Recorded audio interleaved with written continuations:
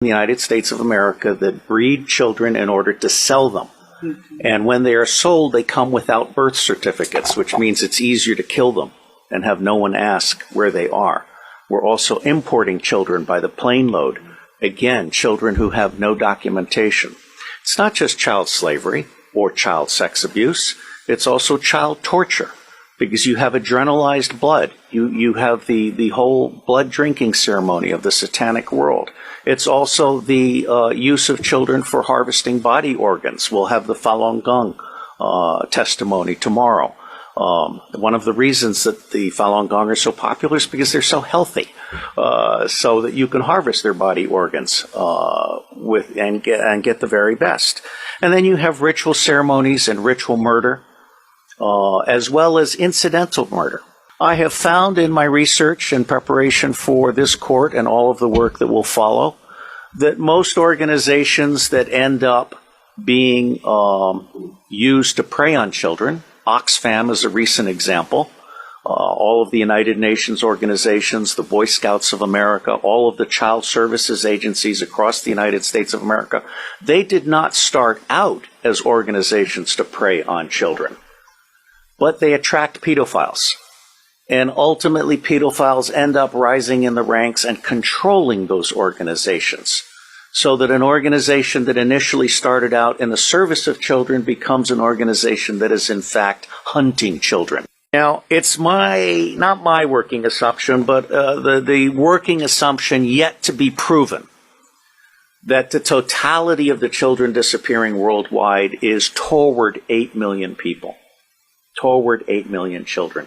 In the United States of America, the acknowledged number, not counting the children being bred without birth certificates, not counting the children being imported without documentation, is between 600 and 800,000 a year. Now imagine Africa and East Asia and all these other locations. I personally believe that the number we want to try to document is rising well beyond the official figures, and we have yet to learn what the actual number is. Okay? The other working assumption is, how long do these children survive within this system? What I am hearing from the witnesses that I've talked to is 2 years. It may be longer. It may be 4 years. It may be 6 years. But by and large, these children are so abused. I mean, we're talking rapes by the hour and so forth, that they reach their expiration date within 2 years. And then they're murdered with impunity, or they're ritually murdered if that's what they've been bred for. So I think we need to document this. No one else has done this before in a systematic manner. This commission is rendering a signal service by seeking to do an overall view in the public interest.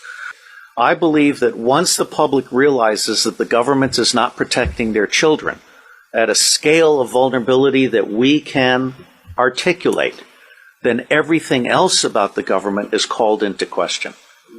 All right? So for me, this is a truly righteous endeavor.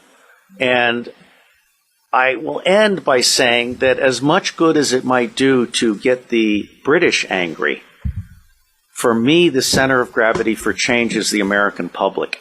Because if you can get the American public angry, we will stop supporting dictators overseas. We will close all of our military bases overseas. I am on record as a former CIA operations officer saying that our 1,000 bases overseas are not there for national defense. They're there to serve as lily pads for the smuggling of guns, gold, cash, drugs, and small children.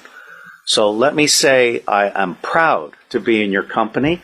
And I believe that no matter what we do or do not do, it is going to make a difference. God bless you all. These children